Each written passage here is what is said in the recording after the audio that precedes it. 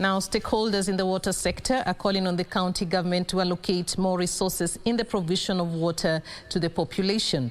According to Dr. Maswa Weru, Managing Director Davis and Shatleaf, most of the county governments have a low budget on water provision, adding that the government's 2030 target in providing water accessibility to all might not be achieved.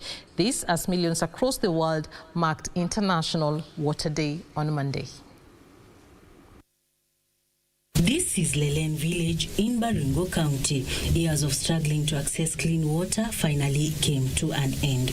At the center of it is this borehole that will now enable residents to get clean water at their doorsteps. Thanks to the efforts of a non-governmental organization under the Global Environmental Facility Small Grants Program, residents here have a reason to jubilate. Masilimo, who was once a charcoal burner, has taken advantage of the water to start farming.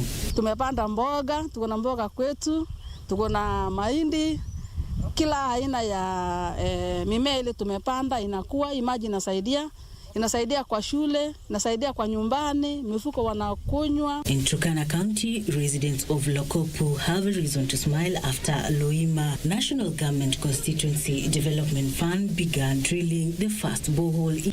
Kwa vile tumeona maji ndio hii, tumeona Jaramelo Murukwa ndio hii, ni furaha kubwa sana pao kwa Mungu. Ni furaha kubwa sana pao kwa Mungu.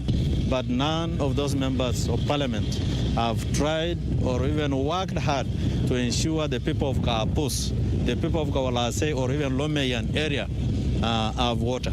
How far are we in the fight against water scarcity among the country's population? Stakeholders say county governments have to review their budgets upwards. Within the arid and semi-arid counties, the allocation was on average about 11% of their financial budget, whereas in the non-ASOL counties, the allocation was about 7%. But the general range of allocation was between 4% to 35%. Dr. Ma says the government should also incorporate the private sector in provision of the precious commodity.